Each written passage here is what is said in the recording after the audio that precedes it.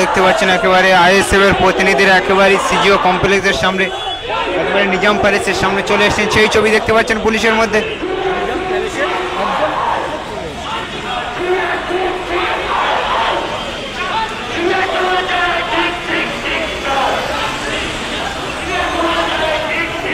একেবারে পুলিশের সঙ্গে কি কথোপকথন হয় সেই ছবি দেখানোর চেষ্টা করব।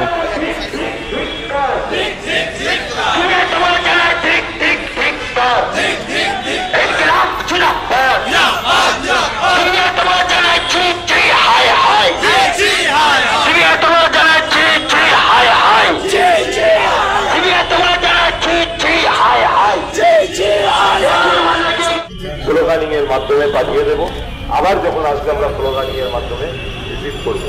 ইনকিলাবো ইনকিলাবো জিন্দাবাদ, ইনকিলাবো ইনকিলাবো জিন্দাবাদ, জাস্টিস ফর ঠিকর, জাস্টিস ফর ঠিকর,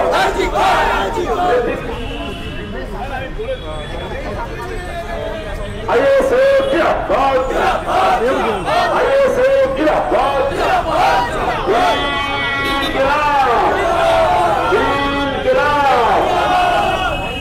আমরা প্রত্যেকে রাস্তার উপরে শান্তিপূর্ণ ভাবে বসবো এবং যারা ফুটপাত হয়ে গেছেন আপনাদের উদ্দেশ্যে বলছি, প্রত্যেকে পুলিশ আমাদের দাঁড়ানোর জায়গা করে দিয়েছে, আমরা সেখানেই দাঁড়াবো, তার বাইরে আমরা কেউ যাবো না। আজকে ইন্ডিয়ান সেকুলার ফ্রন্টের নেতৃত্ব, তাদেরকে আজকের রাস্তায় নামতে হলো কেন? আমাদের বল, আমাদের এই বাংলার ঐতিহ্যপূর্ণ একটি হসপিটাল, সেখানে কর্মরত ছিলেন। সেই বনকে যেভাবে হত্যা করা হলো, যেভাবে মার্ডার করা হলো, তার বাবা মা আজও পর্যন্ত চোখের পানি ফেলছেন।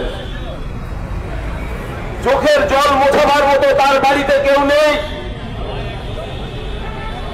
তারা আশায় বুক বেঁধেছিলেন যে আমার মেয়ের বিচারটা সঠিক হবে, এটা তারা আশায় বুক বেঁধেছিলেন। কিন্তু আমরা কি লক্ষ্য করলাম? আজকে এই রাজ্যের প্রশাসন এবং সিবিআই কোর্ট থেকে শুরু করে যেভাবে এই বনের বিচারটা হলো না, যেভাবে নাটকটা আমরা দেখলাম, এটা বাংলার মানুষ এবং সেই পরিবার আজকে পরিষ্কার হয়ে গেল। কেস চলে গেল পুলিশের হাতে, পুলিশের হাত থেকে সেই কেস চলে গেল সিবিআই এর হাতে।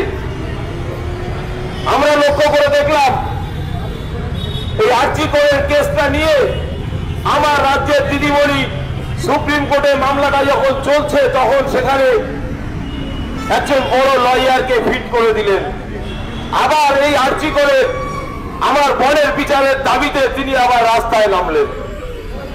কত সুন্দর নাটক চলছে। একদিকে যারা দোষী তাদেরকে বাঁচাবার জন্য উকিল নিযুক্ত করা হচ্ছে, আবার এই বনের পক্ষ নিয়ে রাজপথে নেমে আন্দোলন করা হচ্ছে। এ কোন ধরনের নাটক?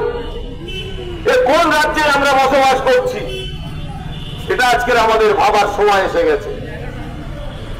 আজকের আমরা লক্ষ্য করে দেখলাম কোর্টে বিচার চলছে। গত কয়েকদিন আগে পেপার পত্র পত্রিকায় দেখছি যে সেখানে বলছে সিবিআই সঠিক প্রমাণ দিতে পারল না, চার্জশিট জমা করতে পারল না। কোর্ট বাধ্য, আইন দেশের সংবিধান অনুযায়ী তাদেরকে মুক্তি দিয়ে দিল। তাহলে বিচারটা কোথায় গেল? বিষবাউ জলে চলে গেল, পানিতে চলে গেল। একবার ভাবলো না আমার ঘরে বোন আছে, একবার ভাবলো না আমার ঘরে মা আছে, আমার ঘরে মেয়ে আছে। তাদেরকে আড়াল করা হচ্ছে আমাদের মনে হচ্ছে। কেন, কি জন্য আড়াল করা হচ্ছে এটা আমাদেরও জানা দরকার। তাই আজকে আমরা এই সিজিও কমপ্লেক্স, আজকের এই ডেপুটেশনের ব্যবস্থা আমরা করেছি। নিজাম প্যালেসে এসেছি, সিবিআই দপ্তরে ডেপুটেশন দিতে। আপনাদের বলবো, অনেক পথ আপনারা পায়ে হেঁটে অতিক্রম করেছেন, আর কিছুক্ষণ সময় ধৈর্য ধরুন, ডেপুটেশন দিয়ে আসবেন। তারপরে আমরা আমাদের ডেপুটেশন দেওয়ার নেতৃত্বদের কথা শুনেই আমরা আমাদের প্রোগ্রামের কাজ সমাপ্তি করব। এখন আপনাদের সামনে বক্তব্য রাখবেন ইন্ডিয়ান সেকুলার ফ্রন্টের উত্তর 24 পরগনা জেলার যুগ্ম সম্পাদক মুসা কালিম ভাই। বলো, আমি আরো ঠিক করে নিচ্ছি, তোমার পরে আমার কাজ করবো।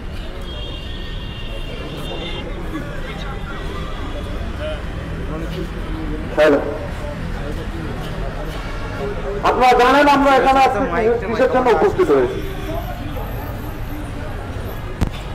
সর্বপ্রথম আজকে 3 মাসের অধিক অতিক্রম করলো